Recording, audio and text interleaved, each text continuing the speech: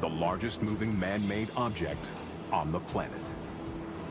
Her engineers brag that she is unsinkable, but her terrifying fate is now a legend. 4,000 kilometers into her transatlantic voyage, disaster strikes.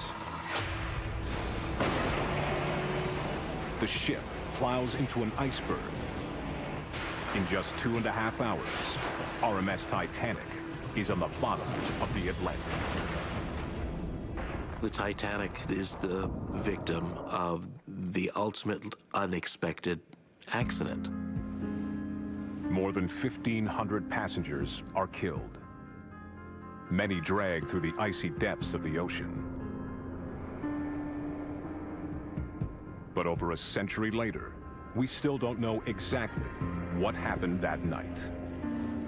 We have lots of historical information, but often there are biases in those historical accounts.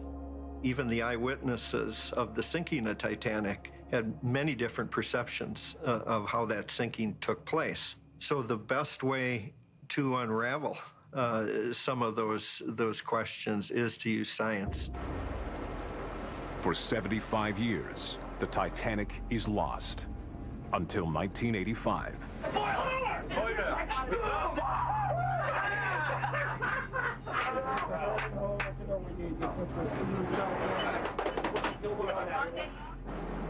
At long last, the Titanic is discovered nearly 600 kilometers off the coast of Newfoundland. What remains of the proud ship is cloaked in dark, freezing waters. It's a harsh and dangerous environment. The wreckage is spread across an underwater desert, 12,000 feet, nearly 3,800 meters, straight down.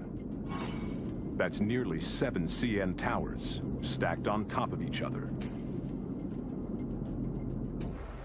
Though there has been nearly 150 trips to the wreck site, no one has been able to see the wreck site in its entirety. In the past, trying to understand Titanic with the existing technology was like trying to draw a map of downtown Manhattan.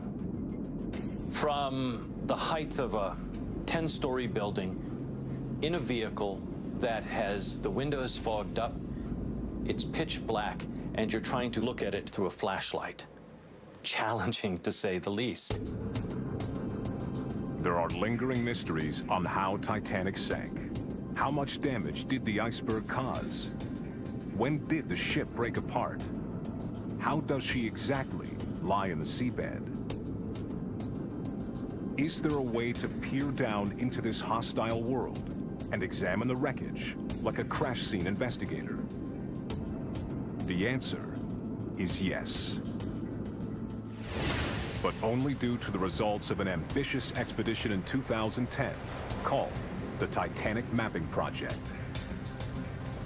We really didn't know what the disposition of the ship was.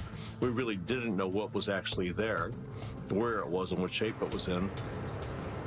The 2010 expedition to Titanic was envisioned as an opportunity to systematically and completely map the entire site. A team of scientists, engineers, historians, and explorers scan, photograph, and record 3D video of Titanic with high-tech underwater equipment. AUVs, autonomous underwater vehicles, are programmed to crisscross the seabed as if mowing a gigantic lawn, back and forth, collecting billions of data points. ROVs, a remote-operated vehicle, takes hours of high-definition video and thousands of photographs. In the early days, we were confronted with a blue, grainy image from the bottom of the sea, and you could kind of make out what you were looking at. Today, the images are crisp and clear, and it's almost like you were there. The water is almost completely transparent. For the first time ever, we can begin to actually see in this world that we're exploring. But no matter how sharp the underwater images are, the wreck can still only be seen in small segments. The goal is to create the most detailed picture of the Titanic wreckage ever created. The mapping expedition returns to shore with a mountain of data, but the work has only just begun. To get that data the first time and to look at it and know that you were looking at the Titanic and all the artifacts and seeing the bow and seeing the stern in so much detail, looking at all that data and seeing that for the first time was pretty amazing. Robert Goodwin and his team begin digging into the data.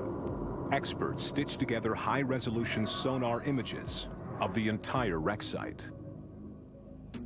Others create photomosaics that will revolutionize the field of oceanography. And by merging the sonar and visual pictures, experts create an unprecedented 3D model of the site. When processed, this hard data gives us the ability to do something spectacular.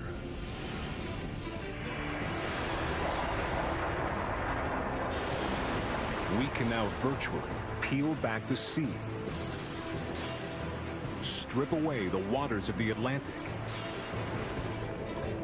remove trillions of liters of ocean water, and reveal for the first time the wreck of the Titanic. At last, the site can be seen fully, completely, and with startling clarity. It's a view of Titanic like we've never had before. This is the Titanic drained.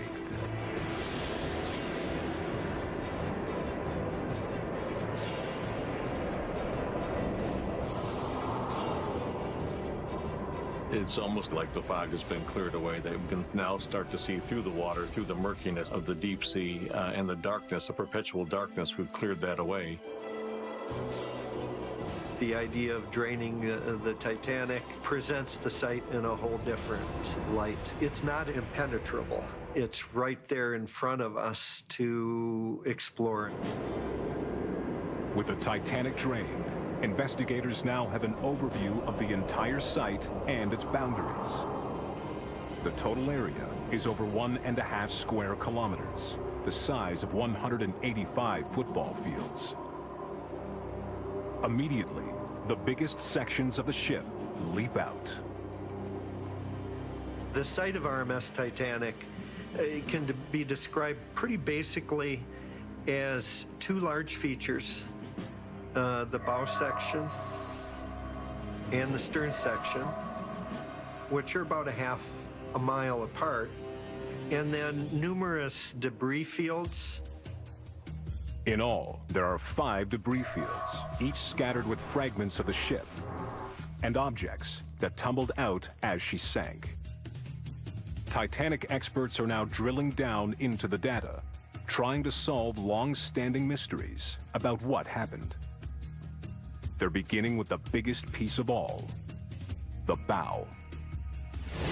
For years, scientists have been trying to understand exactly how this 500-foot, 152-meter section of the ship traveled to the bottom and impacted the ocean floor.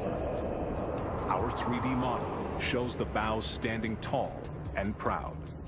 It's been ripped apart from the rest of the ship, but its structure is still largely intact.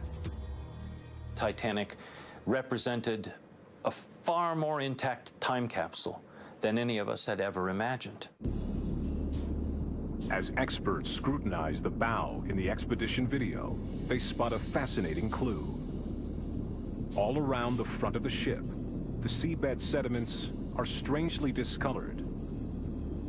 It appears as though that it's got something to do with the impact of that section on the seafloor. And you see it in the bow, certainly around the bow, you see this bloom. The sediments are definitely different. The sediments are a vital forensic record of the moment the bow hit the bottom, a snapshot of the moment of impact. Investigators use these forensic clues to work backwards, calculating the speed and angle of the bow's descent. Its descent was very smooth. It had its aerodynamic nose facing into the direction of travel, so there was no tumbling. It was not particularly violent until the very last moment. They've calculated that the bow came in at an angle of 15 to 30 degrees, and it was traveling fast, about 35 miles, 56 kilometers per hour. The impact was like a gigantic 20,000-ton truck slamming into a snowdrift. When the bow finally reached the bottom, it plowed in to the dirt, almost all the way up to the anchors. With the Titanic drained, we can see that at the front of the bow, 40 feet, 12 meters of the ship stands above the seabed. That means a full 60 feet, 18 meters, must be buried beneath the ocean floor. That's the equivalent of a 6-story building. With a new picture of the wreck, investigators gain insight into a vital moment in the Titanic tragedy. But as the team continues to study the bow, they are also looking for information about the most iconic moment of all. The impact with the iceberg.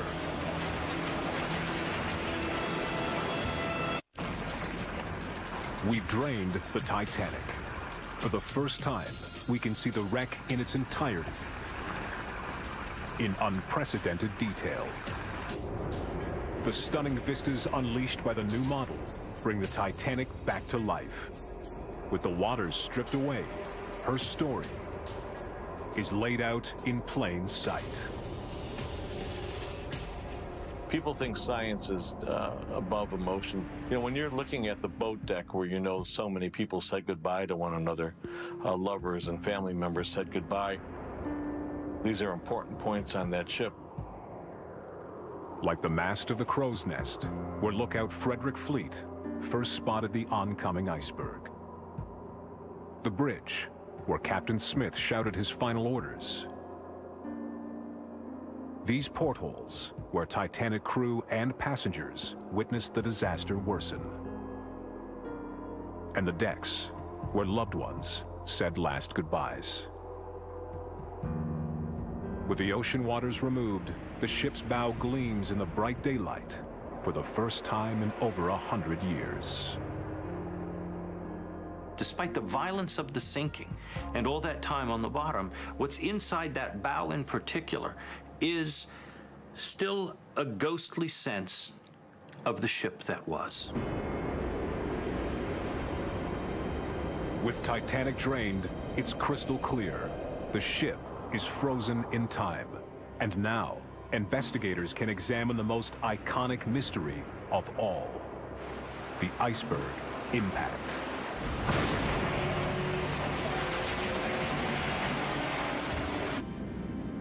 Eyewitness records prove the Titanic took around 2.5 hours to sink.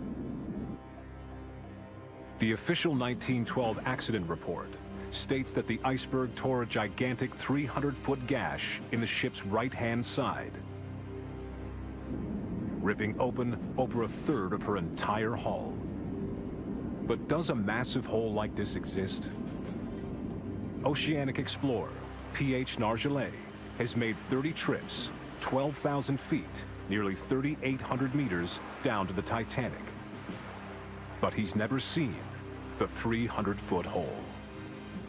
We were trying to find where the Titanic hit the iceberg, why it was like that, why we saw some crack, why there is a crack here and not here.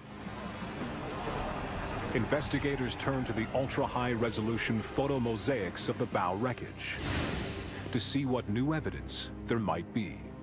The profile mosaics show Titanic in a way that people hadn't seen it before. No one had done a profile view of Titanic's bow in the 25 years that people have been going to Titanic. Bill Lang and his team at Woods Hole Oceanographic Institute in Massachusetts have stitched together thousands of images of the bow's hull to create a photo mosaic unlike anything seen before. This is a unique view of the ship and gives Titanic experts the ability to study every last rivet and every piece of steel sheeting that makes up the bow's outer shell. When you look at the wreck site, you've got to approach it rather clinically, like you would an aircraft crash or an automobile wreck. You look at the individual parts, you ask yourself, how did these parts get here? The photo mosaics give a clear view of a massive hole in the bow's hull. But experts know that this crack opened when the Titanic collided with the sea floor.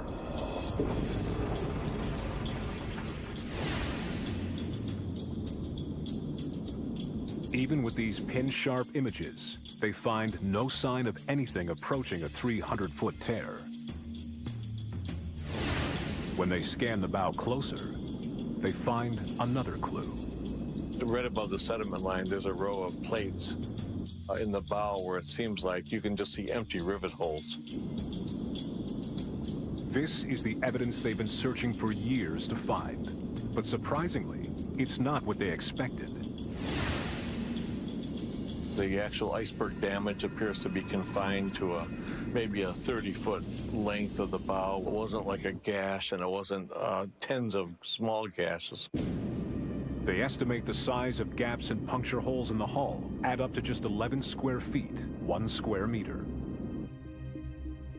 A breach in the hull this size would allow 1,400 liters of seawater to gush in every second.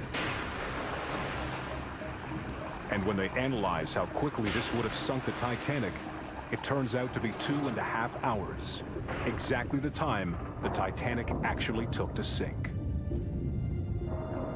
It's an enduring mystery solved. The iceberg that collided with Titanic didn't rip a 300-foot tear in the hull. There is just no physical evidence. And it's unlikely it's buried below the seabed, because a hole that big would have sunk Titanic in minutes, and not the 2.5 hours it took. But the iceberg still inflicted enough structural damage to trigger an epic disaster. But for our team, there's an even bigger question looming. During the sinking, there was a great cleavage right through the number 3 funnel. And the bow separated from the stern and began its descent. How, when, and why did the ship tear in two, separating bow from stern? The answer is here, in broad daylight, on the drained sea floor in the exposed wreck of Titanic. We're peeling back the Atlantic Ocean, draining its waters to view the wreckage of Titanic. This is what the ship looks like today, without 2.5 miles, 4 kilometers of pitch-black ocean blocking out the sun. Less than a kilometer beyond the massive bow section, at the far end of the debris fields, lies the dismembered stern, the back end of the ship. It's the second largest fragment, 392 feet, 120 meters long. But it's immediately obvious that it's in very different condition than the bow. The stern is a mess. It looks like it's been ripped up like confetti.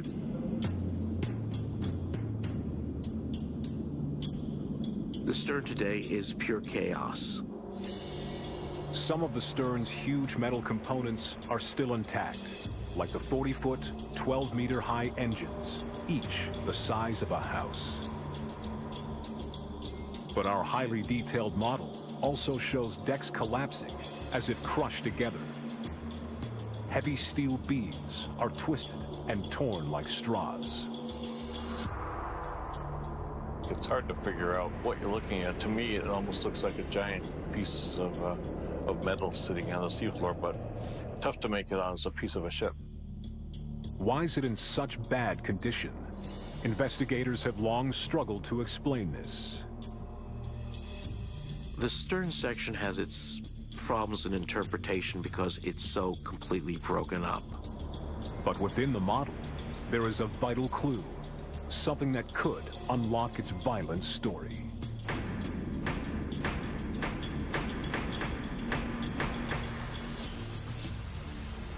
On the acoustic map, you can see that the stern was turning counterclock. It's a massive mark carved into the seabed where the stern crashed. Scientists can read the tracks and interpret how the stern impacted the sea floor. You can see very well when the stern hit the bottom, the stern was still turning. You can see the bottom of the ship on port side, showing that the stern was turning in the same time. The marks also let investigators work out the speed of impact. It's estimated that the stern sinks at 50 miles, 80 kilometers per hour, faster than the bow section.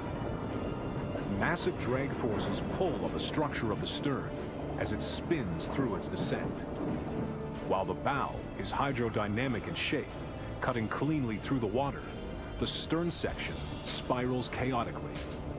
The damage it suffers during its fall is absolutely catastrophic.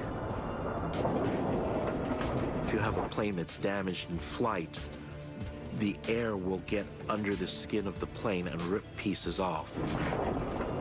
The same thing was happening to Titanic's rapidly disintegrating stern. At first, large chunks came off, and then once the structure resisted, small pieces like confetti started to fly away. Investigators think high-pressure water may have plowed into the ship's internal structure, slamming through the ship's interior walls. Once the hull is separated from the frames, water will blast through. It'll form a ram. All those interior walls were wooden, and they didn't stand a chance. Once the water started coming through at full force, they were pulverized. To the team, this helps explain why the stern appears so completely destroyed, while the bow section remains intact. With new evidence, another mystery is solved. The investigation has now shown how the two main sections of the ship reached the ocean floor, how they made impact, and why they look so completely different. But there's still one question to tackle. How and when did Titanic break apart? Around the bow and the stern, massive debris fields extend out into the seabed. For investigators, it's a view they've never seen before. Every new artifact they find is a potential new clue to understanding how and why Titanic broke apart. For years, the dominant theory has been that Titanic broke in two at the surface. As the sinking bow angled down, lifting the stern high in the air, its own unsupported weight became too much.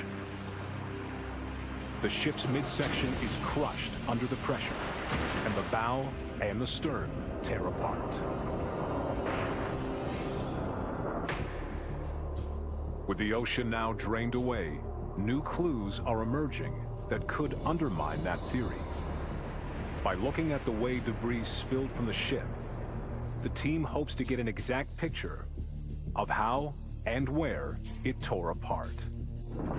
But getting the answer requires a massive effort. The team scans dozens of hours of video taken by robotic cameras to ID and tag the position of as many objects as possible. They build a massive digital database of artifacts from the ocean floor. It includes the position of the more than 5,000 items previous expeditions have recovered from the wreck. Artifacts that tell the story of the Titanic. Like ornate statues from the ship's grand stairway. Chandeliers that once hung in the first-class smoking room. And the finest dishes from Titanic's dining rooms. There's even one of the ship's bronze bells. And pieces of nautical equipment from the captain's bridge. These are precious objects from the legendary ship. But for forensic archaeologists, they are also critical data points that item by item reshape the model they are building. A model that could help rewrite the story of how the ship came apart. The patterns that are emerging from this remapping of the site don't fit any of the traditional models that were there before. This work will take years to complete. There's coffee cups, dinner plates, bits of chandeliers, deck benches. It's full of objects from the ship, but also personal objects as well. Every data point on the map is a story in itself. A touchstone that reveals a detail of life on Titanic's ill-fated voyage. These were all real people who had lives, who had people who loved them,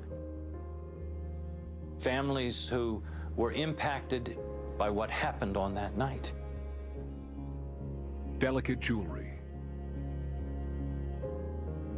perfume bottles. To whom did they belong? It's just a very beautiful, very emotional moment just to see everything lying there on the ground. It's a visual story of that tragedy. After years of research, Chief Conservator Alex Klingelhofer is able to tie artifacts to specific individuals. This is a pocket watch, an open face-styled watch. This one still has its hands. It probably stopped when it was immersed in the water. The watch came from this spot on the debris field, 120 meters east of the stern. It belonged to Thomas William Solomon Brown. He was a hotelier from South Africa, and he was headed with his family to make a new start in the western part of the United States. He did not survive. However, his wife and his daughter Edith did.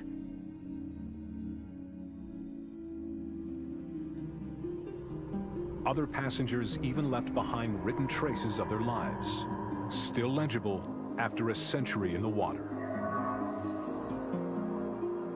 A notebook was found near the stern in debris field number 2. It belonged to third-class passenger Edgardo Samuel Andrew. He was 17 years old. When you look at his belongings, you find school books. You can still see the writing in here, even though it's quite stained. He used a pencil, and the pencil has remained legible.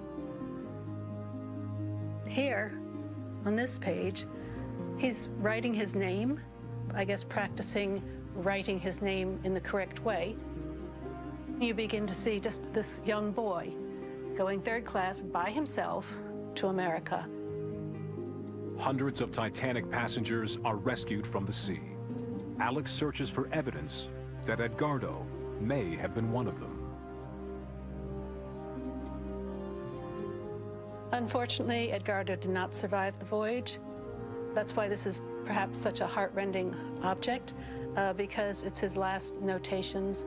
He's finished with school, he throws his school books into this suitcase, and he heads off to America. And that's the last that we hear of him. There are hundreds more objects the team has yet to examine, each with the potential to further flesh out the human face of the tragedy. Oftentimes, history swallows up the ordinary folks. All of us, we just tend to go away. Archaeological sites give us an opportunity to correct that. Each story is just one of thousands that can be told from the artifacts at this wreck site. And each artifact forms a point in a cloud of data that is now forming a bigger picture. Now, the fully charted debris field is at last able to give investigators new clues as they try to solve a crucial mystery. When, where, and how Titanic broke apart. In the 2.5 hours it took for the Titanic to sink, over 700 people made it off the ship and into lifeboats. Hundreds of these survivors witnessed the sinking. Yet there's always been disagreement about how and when the ship broke apart. There are still different theories and arguments as to how things exactly happened when the ship tore in two.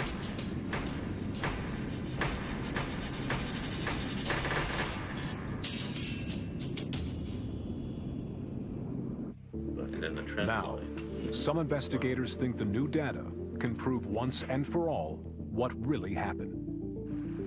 In recent years, one theory has emerged that the break occurred while the Titanic was still on the surface. We know from eyewitnesses that the stern tilted up out of the water as she sank. It is believed that this created immense stress, tearing the ship completely in two. But Bill Lang now thinks otherwise. According to him, the new data paints a rather different picture. The clues are on the drained ocean floor. To Bill's trained eye, the patterns in the debris field are not random. They are like blood spatter at a crime scene. They tell a story. Now, flooded in daylight for the first time, with every last corner of the debris field scanned and analyzed, he can begin to retrace how Titanic possibly sank. It's going to tell us a lot more about what happened to the ship after it left the surface, made this 2.5-mile descent to the seafloor, and hopefully tell us more about what happened to Titanic during its breakup. For Bill, there's one key piece of evidence, visible for the first time here in the images of the exposed ocean floor. The overall size of the debris field. The new survey definitively maps the site, and for the first time, investigators can now see its precise dimensions. And they're not quite the dimensions they expected. I think the site really isn't that big when you consider the size of the ship. I mean, you've got a almost 1,000-foot long ship that's in 2 square miles. If the ship had fully separated on the surface, Bill Lang thinks there'd be a much larger scatter area. Considering that it fell a few miles through the water column, I think that the scattering of artifacts is rather small. The lower in the water the main separation occurs, the less distance debris has to spread out as it falls, and the more compact the pattern on the ocean floor. It's a straightforward argument, and for Bill, it's evidence the ship ripped apart much deeper in the water than previously thought. That's the only way he can explain the small scatter pattern. One of the most important things I think that's come out of this is that the ship may not have broken up as fast and as shallow as what was originally thought. And when the theories checked against eyewitness accounts, there's more evidence. The survivors best positioned to see any breakup are 3 men on the aft boat deck. Their statements record the funnels falling away from the ship, but no large-scale breakup, and certainly no snapping in two. Bill and his colleagues have much more work to do before they arrive at final proof.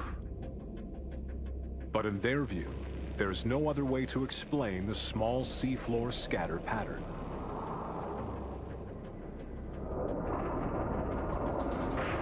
To them, one thing already is certain.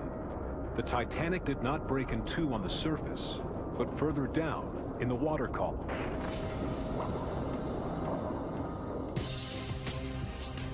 The mountain of data from the expedition has allowed us to drain the ocean and create a new view where we can spot clues that may have been previously missed.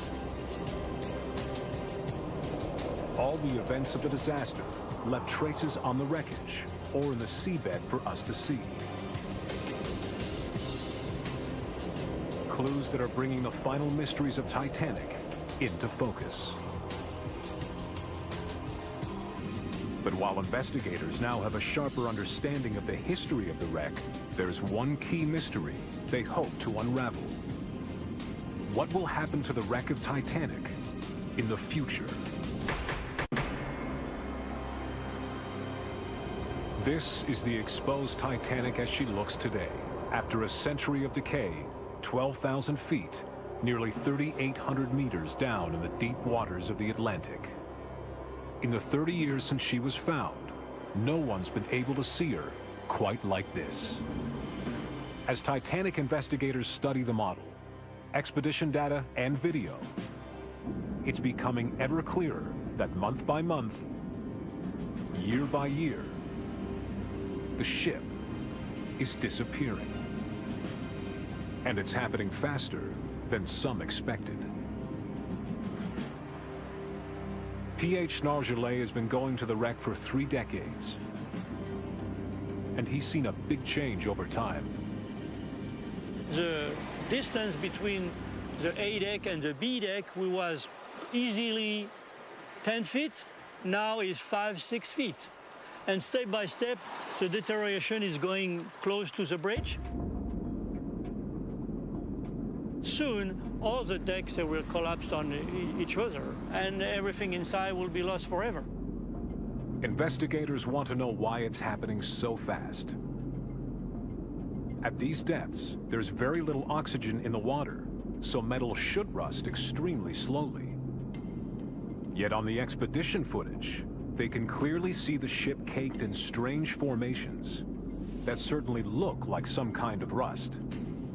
They've even given them a name: rusticles. I was absolutely stunned by the size, the colors. They're very orange and brown, and yet when you're close to them, they're greens and purples and reds and yellows and every color of the rainbow. Laurie Johnson has been studying rusticles on Titanic for years and has made a number of trips down to the ship to better understand what these formations are doing to the wreck. In the lab, Laurie and her colleagues X-ray pieces of rusticle recovered from the ship. What they find inside isn't what they expected. This is no ordinary rust. The structure inside this hard-looking shell is extremely fragile. They're filled with millions of ducts and tunnels and passageways and all of these little cavities, and all sorts of nutrients are stored in there. For the other microbiologists on the team, like Roy Cullimore, it's crystal clear. The rusticles are formed by living organisms. And when they run further tests, there's no doubting what these organisms are: bacteria. We found 5 different communities of bacteria living inside a rusticle, and then you've got another community living on the outside. Makes them a very complex little beast.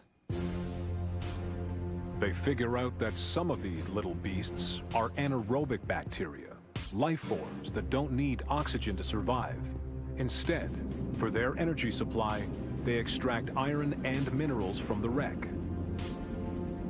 Like a swarm of microscopic piranhas, billions upon billions of them are feeding on the wreck. They are literally eating the Titanic. The impact of the rusticles on this extremely large ship is overwhelming. But the key question by studying these tiny creatures is, what does the future hold for the Titanic? What is the time frame for its final destruction? If we went back in 500 years, Titanic would look fairly similar to what the bow section looks right now as far as the hull would be. It would still be a very U-shaped, very formal looking docked ship. However, I would expect the deterioration to move from the back to the front so that a lot of the promenade at deck would have fallen onto itself. But what will we see 1,000 years from now? I would not be able to tell sort of the size of the magnificent ship that she is today. I would expect that all of the decking would be gone and the bow would be filled with what would look like sort of piles of rust. If this is the fate of the bow in 1,000 years, what can we expect from the broken up stern? If you revisited the stern section, you would see that the deterioration had greatly increased simply because the damage that section had sustained during the sinking. The bacteria would have taken girders and basically had encrusted them in rusticles and deteriorated them to the point of being a pile of iron ore at the bottom of the seafloor. There is no doubt as to the fate of the great ship over the next 100, and if not 1,000 years.